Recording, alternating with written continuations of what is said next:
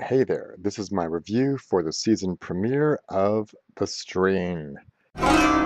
This review will contain spoilers, so if you haven't seen it yet, then please watch this later. The show is actually better than I expected. Within the first 3 minutes, they actually get things kind of going.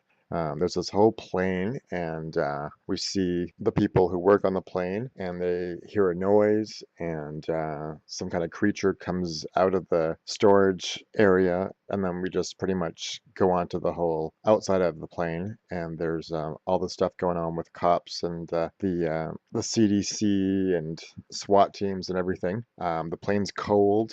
It's kind of like a horror show, really. It's got a lot of pretty interesting stuff. The weakest part of the show to me is just the banter between the husband who works for the CDC and he's getting a divorce and all that kind of stuff. It seems like most shows these days need to have some type of family drama, and I'm not sure why they do it. Maybe they're trying to appeal to a larger demographic or a female demographic or who knows what, but less family drama and more sci-fi is what I say. But so far, so good for an opening episode.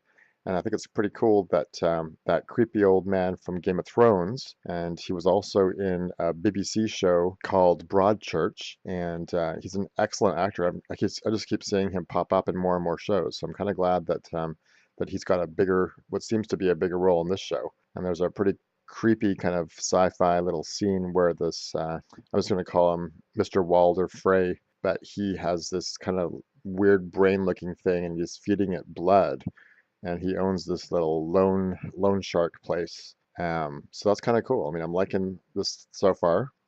Okay, we're 40 minutes in, and I just had to pause it at this awesome scene where the creature that we kind of see a little bit very briefly attacking the airplane stewardesses. The creature is now attacking this German man, and we get to see like a pretty big, massive scene of the creature, and he's like got teeth, and he's sticking his teeth into the dude, and he's sucking blood out, and we see some pretty cool graphics, and he's wearing a hood like a monk monster. He's got no face. He's got some kind of like really weird kind of like tongue action going on. It's like an alien almost. So that's pretty cool. I'm liking the graphics and all the creepy kind of alien stuff going on.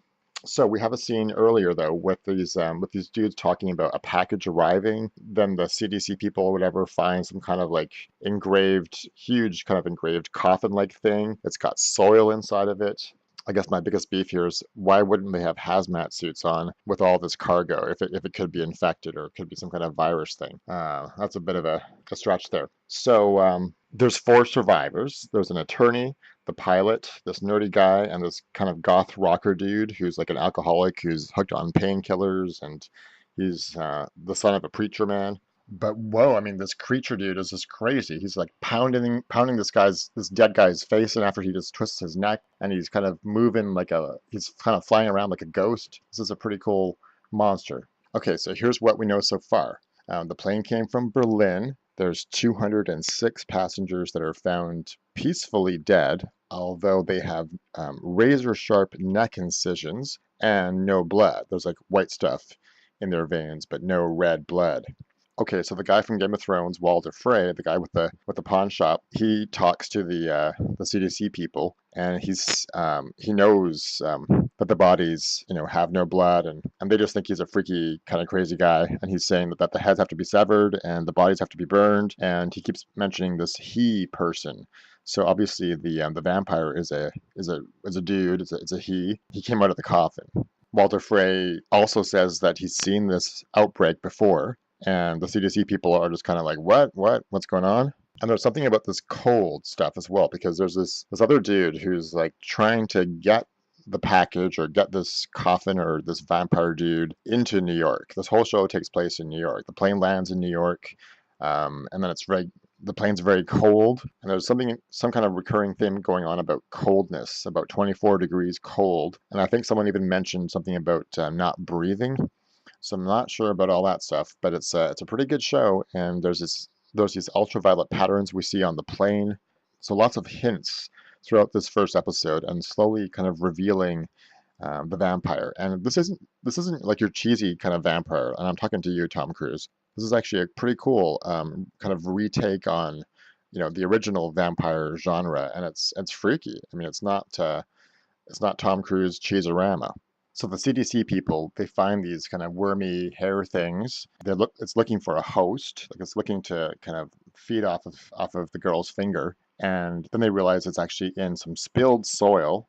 So they rush back for that coffin thing, which Walder Frey had warned them about, and the coffin actually just totally turned into the vampire creature. It's cool that they're actually revealing this much information all in the first episode. So we really get a good sense of what's going on and how did this vampire start? Is it a vampire? What is it? It's looking for blood, obviously. I think vampire is just whenever you hear that word, you just think of cheese. So hopefully they won't actually call it a vampire.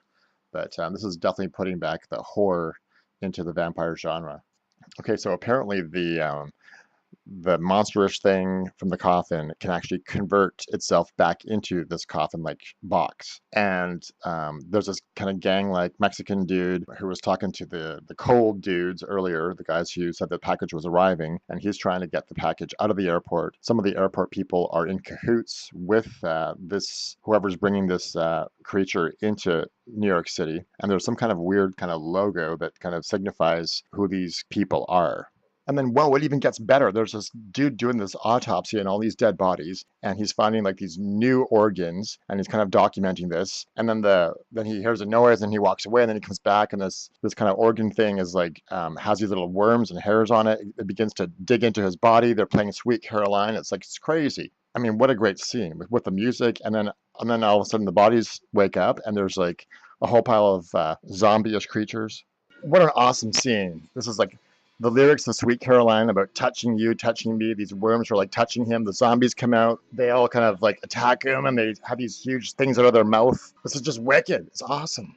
Okay, and in the final scenes, we get back to these two old mastermind dudes. They hear about Walder Frey, and they call him the Jew, and they say, "Oh, the Jew's still at it." So I mean, obviously, Walder Frey is trying to stop this virus, this outbreak, and these two dudes are masterminding the whole thing. And there's this whole kind of subtext going on about love and how we feed on love. And so the zombie-like creatures, all the passengers who came back alive, they go back and find their loved ones. So there's this little girl who died on the plane, and the father was just a heartbroken little French girl and a French father. And then at the very end, we see the girl with kind of weird eyes and stuff, and she finds her way back to her parents' house or her dad's house, and that's how it ends. So it's like a huge kind of cliffhanger, just in terms of, I guess, all the dead passengers are going to be going back to their loved ones and then eventually turning them into zombies or vampires or whatever they are.